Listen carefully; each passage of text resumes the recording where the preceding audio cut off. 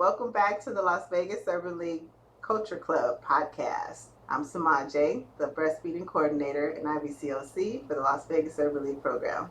And I'm Natasha. I'm the program nutritionist here at the Las Vegas Urban League WIC program. Today, we will be talking about Black History Month. Every February, the United States honors and celebrates the cultural heritage of African Americans with Black History Month, including their triumphs and adversities that are integral to our nation's history and success. African American communities are more likely to face hunger. In fact, in 2022, nearly 23% of African Americans in the United States experience food insecurity. This is almost 2.5 times the rate of Caucasian people. In 2002, 1 in 5 African Americans in the United States experienced food insecurity, and according to the USDA, nearly 9 million African Americans could not access enough food to lead a healthy, active life. The cause for this? Everyone deserves access to reliable food. However, some communities in our country struggle with food insecurity. African American communities are disproportionately affected due to systemic racism and economic inequality. Discrimination based on race affects African Americans' access to employment, housing, and other resources needed for a good, healthy life.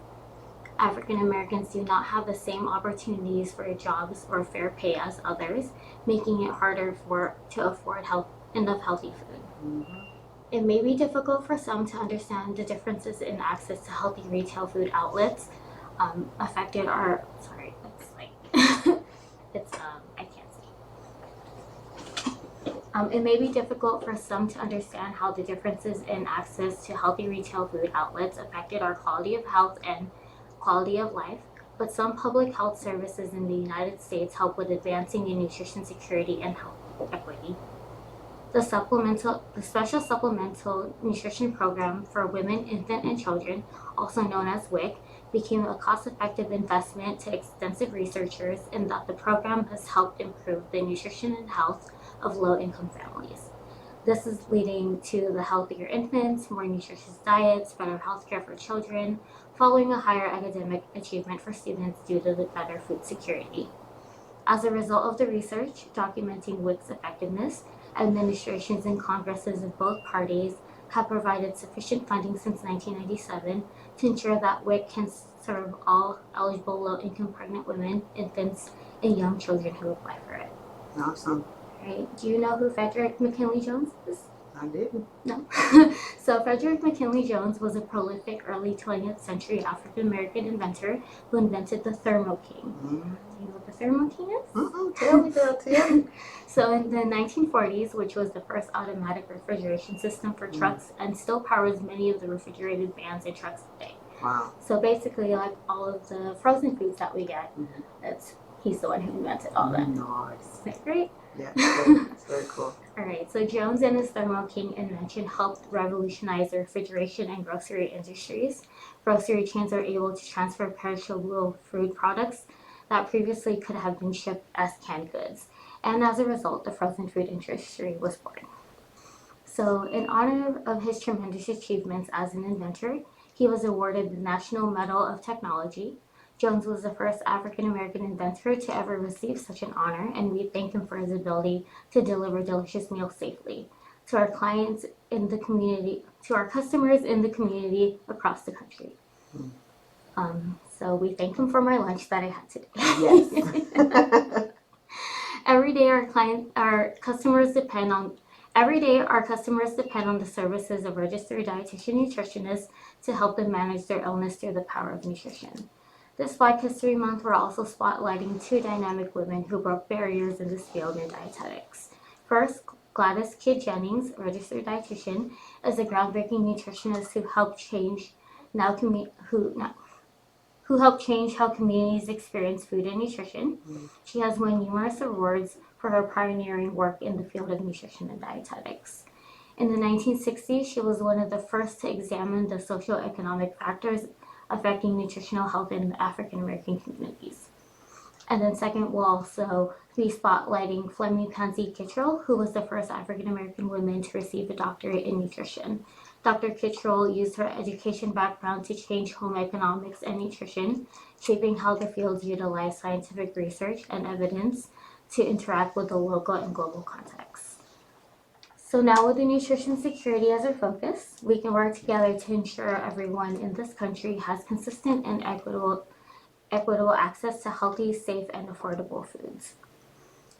WIC provides nutritious foods, nutrition education, breastfeeding support, and referrals to healthcare and social services for millions of low-income families, and it plays a crucial role in improving lifetime health for women, their infants, and young children. Taken as a whole, the evidence demonstrates WIC's effectiveness.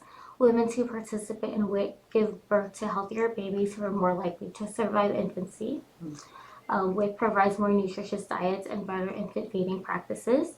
WIC participants buy and eat more fruits, vegetables, whole grains, and low-fat dairy products, following the introduction of improved WIC food packages more closely aligned to current dietary guidance.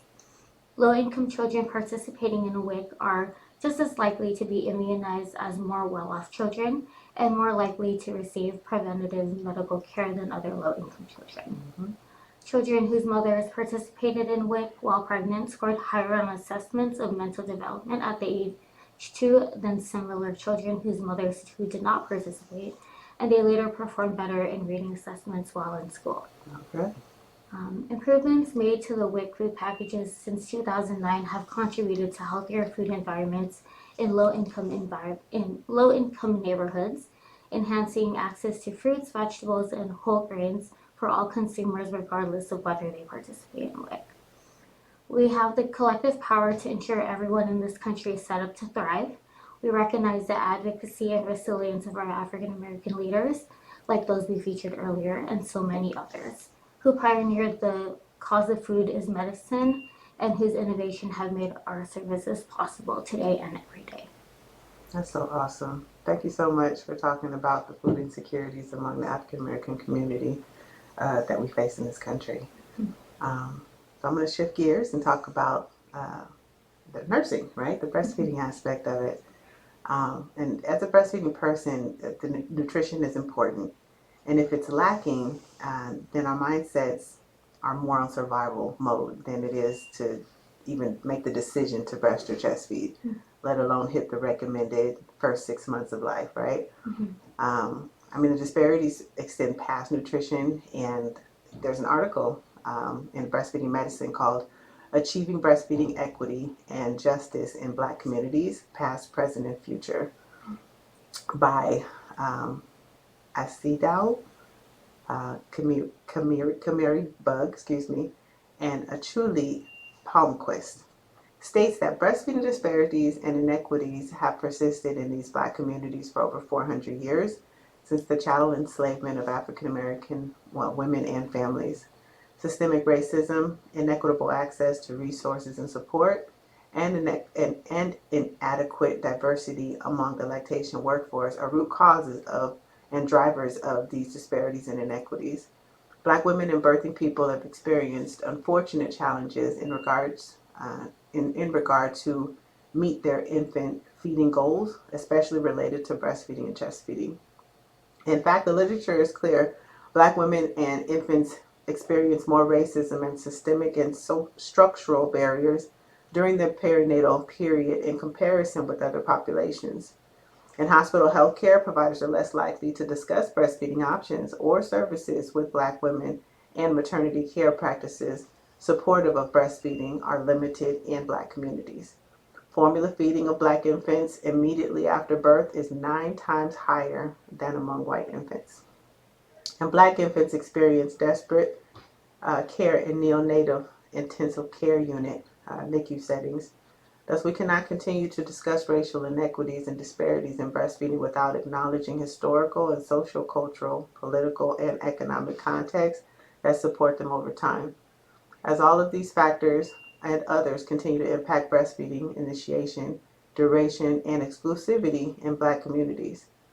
This article does go on to discuss the trends and how the data shows and what the data shows, I'll have our social media team include the link for those who would like to read more about this article. In the meantime, I'd like to also discuss an important issue that's huge among the lactation community, and this is milk production, right? Mm-hmm. It's the number one concern within lactation is, am I providing enough milk for my baby? This is a valid concern and common concern for the lactating person. So breast and chest feeding is natural, but nobody said it would be easy, right? Mm-hmm. And everybody is different and does not operate the same, and we must take that into consideration for each individual. As a mammal, one's body would start milk production once the placenta is removed from the uterus. This is the trigger that causes the body to react to begin early milk stages. Colostrum's given the first 3 to 5 days, then transitional milk for about 2 weeks, and then you have your mature milk then on. We also want to consider the capacity of an infant's stomach to understand the amounts needed per feeding. We also need to understand infant behavior, to understand what feeding cues look like, to ensure we are feeding frequently and effectively. HopkinsMedicine.org indicates that some delayed effects of milk production can include some of the following: severe stress, cesarean or surgical delivery, bleeding after birth, obesity, infection or illness with a fever, diabetes, thyroid conditions, strict or prolonged bed rest during pregnancy. It's important to frequently remove milk often the first 6 to 8 weeks. Seeking a lactation consultant for any concerns with lactation can also be a benefit. A lactation consultant will work with you and your physician hand in hand to discuss, let's say, hormonal imbalances or other issues or concerns affecting or delaying the onset of your milk. We want to remember eating nutritional foods and staying hydrated is helpful for the lactating body, but constant and frequent removal of milk from the breast or chest has been medically proven to be a vital stimulant for milk production. Support is so important as well. We must speak with others to dial our gauges and to help us stay sane, right? And in tune with our bodies and our babies and what they're telling us.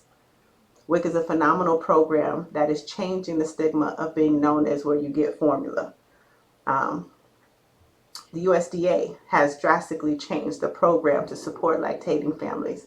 The food packages support lactation. The program provides an internal program called the Breastfeeding Peer Counselor Program, in which families will be offered an opportunity to participate and be partnered with a peer, also a peer mom who also breast or chest fed, calling you and speaking with you during those important milestones along the lactation journey.